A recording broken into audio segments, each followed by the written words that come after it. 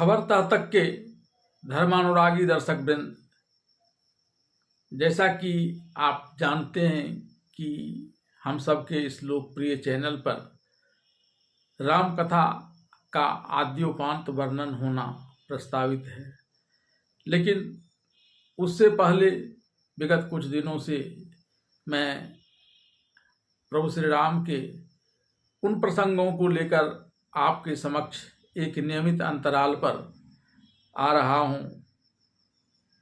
जो या तो विभिन्न कारणों से विवादास्पद रहे हैं, जिसे लेकर लोग अक्सर भ्रमित हो जाते हैं, या फिर जिसमें कुछ विशेष जुड़ा हुआ हो। आज के इस प्रसंग में मैं आपको प्रभु श्री राम को लेकर आमतौर पर जो बात मानी जाती है कि प्रभु श्री राम का सुरधाम से इस धराधाम पर अवतरण रावण को मारने के लिए हुआ था, इसका प्रसंग सुनाऊंगा।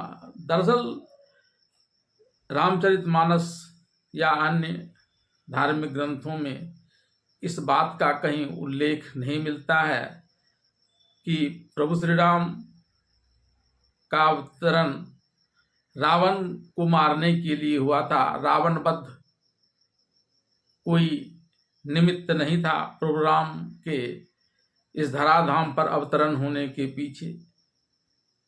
प्रभु श्री राम ने खुद ही इस बात का खुलासा कर दिया है कि उनका अवतरण क्यों हुआ है, लेकिन रावण के वध के लिए उनका अवतार नहीं हुआ है। रावण का वध तो उसके इस धराधाम पर आने के बाद एक तरह से आप इसे एक्सीडेंटल भी कह सकते हैं कि घटनाक्रम कुछ इस ढंग से बढ़ चला। प्रभु श्री राम के अपने अवतरण के जिन कारणों को लेकर उनका अवतार हुआ था, उसके परिपालन के दौरान, और वह घटनाक्रम धीरे धीरे मुड़ते मुड़ते रावण की तरफ चला गया और रावण ने भी हट पकड़ लिया, जिस कारण प्रभु श्री राम को उनकी हत्या करनी पड़ी और फिर रावण का भी मोक्ष हो गया। रावण को भी प्रभु श्री राम के हाथों अपने देह त्याग के पश्चात उन्हें भी मोक्ष की प्राप्ति हो गई, जो ऐसे संभव नहीं था। लेकिन प्रभु श्री राम का अवतरण इस धराधाम पर अन्य वजहों से हुआ था। आइए जानते हैं इन प्रसंगों के बारे में। रामचरितमानस में याज्ञवल्क्य मुनि ऋषि भरद्वाज को विष्णु के रामावतार की कथा सुना रहे हैं। इस कथा के अनुसार पहली बार जब भगवान विष्णु के रामावतार की पृष्ठभूमि तैयार हो रही थी, तब रावण का कहीं ठिकाना भी नहीं था। तब इसकी पृष्ठभूमि में राजा मनु थे, जो चौथेपन अर्थात वृद्धाश्रम में पहुंच गए थे, लेकिन इसके बावजूद विषयों से उनका मन नहीं भरा था। तब एक दिन उन्होंने बलात् अपने पुत्रों को राज्य की देखभाल की जिम्मेदारी दे डाली और खुद वन में जाकर तपस्यारत हो गए। पहले फलाहार, फिर शाकाहार, फिर जलाहार, फिर वायु का आहार और फिर निराहार रहकर उन्होंने 10,000 वर्षों तक तपस्या की। और इसके पश्चात मनु एक पांव पर खड़े होकर अपने दोनों हाथ ऊपर उठाकर तपस्या करने लगे। तब उनकी ऐसी कठिन तपस्या देख ब्रह्मा, विष्णु और महादेव जी कई बार उनके पास आए और वर मांगने के लिए कहा, लेकिन मनु का शरीर सूखकर अस्थिमात्र हो जाने के बावजूद वे प्रभु प्रेम में इस कदर निमग्न थे कि उन्हें कुछ भी सुनाई नहीं पड़ता था और वे कुछ नहीं मांगते थे। अब भगवान विष्णु को लगने लगा कि इनकी इस पीड़ा का असर अन्य तपस्वियों पर पड़ेगा, इसलिए उन्होंने अपनी कृपा पात्र बताते हुए गंभीर वाणी में मनु से वर मांगने के लिए कहा। इसके सुनते ही मनु ने अपनी आंखें खोल दी और उन्होंने दंडवत प्रणाम करते हुए कहा कि अगर आप मुझ पर प्रसन्न हैं तो मुझे यह वर दीजिए कि आप जिस रूप में शिव के मन में निवास करते हैं, आपके जिस को कागभुसुंडी मनन चिंतन करते हैं, वैसा ही एक पुत्र मुझे हो। इस पर भगवान विष्णु ने कहा कि मैं अपने समान दूसरा पुत्र कहाँ से ला कर दूंगा, मैं खुद ही अंश मात्र से तुम्हारे पुत्र के रूप में आऊँगा। रामचरितमानस में तुलसीदास ने इसके लिए बड़े ही सुंदर पंक्ति लिखी है। दान शिरोमणि कृपा निधि, नाथ कहूँ सतभाव, चाहो तुम ही समान सुत, प्रभु सन कवनि दुराव। देखी प्रीत सुनि बचन अमोले, एवं मस्तु करुणा निधि बोले।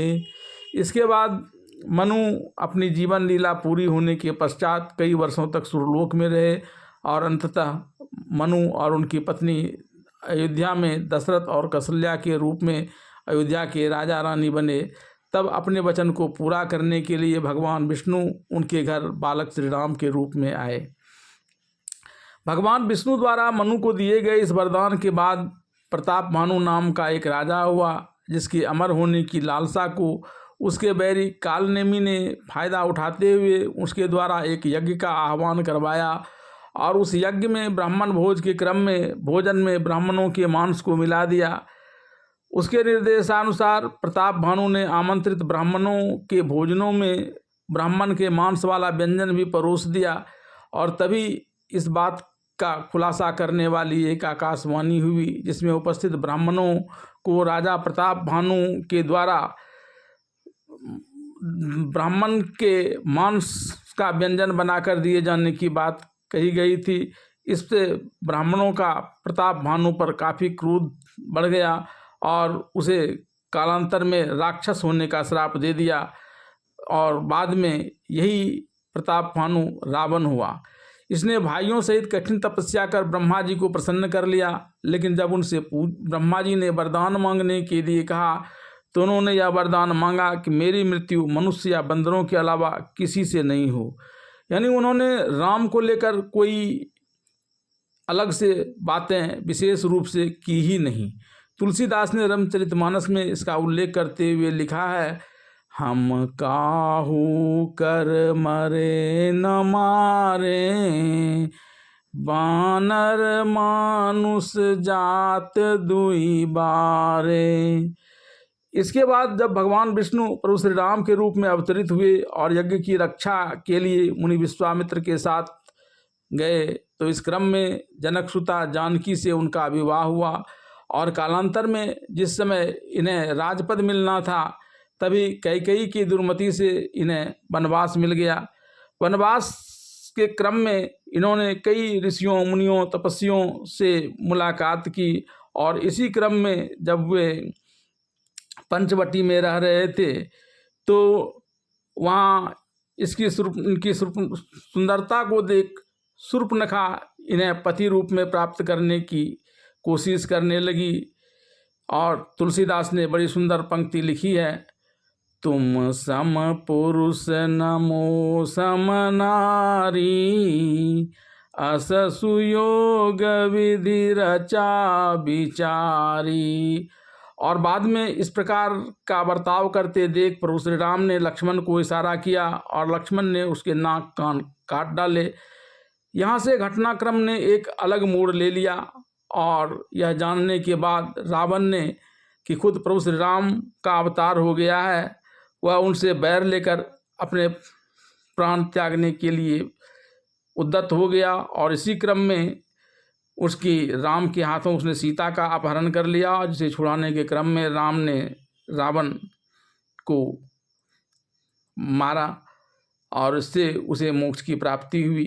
रामचरितमानस में तुलसीदास ने बड़े ही सुंदर शब्दों में रावण के द्वारा यह कहलवाया है, सुर रंजन भंजन मही भारा, जो भगवंत लिन्न अवतारा, तेहि सन जाय बैरी हठि करऊं, प्रभु सन प्राण तजे भवतरऊं। इसी क्रम में जब सीता हरण के पश्चात प्रभु श्री राम और लक्ष्मण विकल भाव से सीता की खोज में निकलते हैं और सबरी के आश्रम में पहुंचते हैं। वहां सबरी प्रेम भाव में इस कदर निमग्न हो जाती है कि फलों के गूदे को वह खुद खा जाती है और जूठे बेर की अष्टी प्रभु श्री राम को खाने के लिए देती है। साथ ही वह अपने आप को अधम बताते हुए प्रभु श्री राम से कहती है कि आप पंपापुरी में जाकर सुग्रीव से मुलाकात करें। लेकिन इससे पहले उलाहना भरे स्वर में सबरी ने प्रभु श्री राम को अपनी मुलाकात के लिए धन्यवाद देते हुए कहा कि आप तो रावण को मारने के लिए आए थे, तो मुझसे भी मुलाकात हो गई, जिससे मेरा जन्म धन्य हो गया। इस पर प्रभु श्री राम ने उन्हें बताया कि मैं 9 भक्ति में से कोई भी एक भक्ति रहने पर भक्तों के वश में हो जाता हूँ, और तुम में तो सभी 9 भक्ति हैं। ऐसे में मेरा आना तो तय ही था। रामचरितमानस में इसे लेकर एक बड़ी सुंदर पंक्ति तुलसीदास जी ने लिखा है।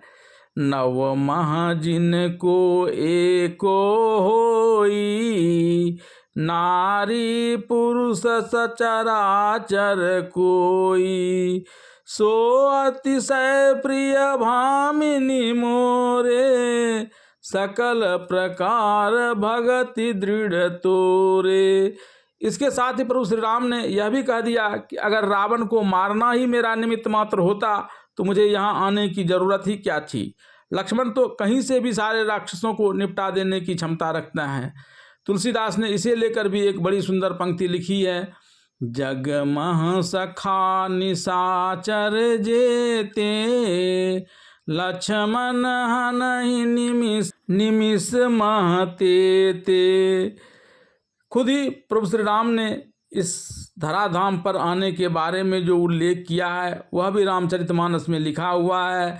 विप्रधेनु सुर संतहित लिन्न मनुज अवतार, निज इच्छा निर्मित तनु माया गुण गोपार। अर्थात प्रभु श्री राम ने विप्र यानी ब्राह्मण, धेनु अर्थात गाय, सुर अर्थात देवता और संत जनों के हित के लिए यह मनुष्य का रूप में अवतार लिया है, और यह उनकी अपनी इच्छा से ऐसा हुआ है।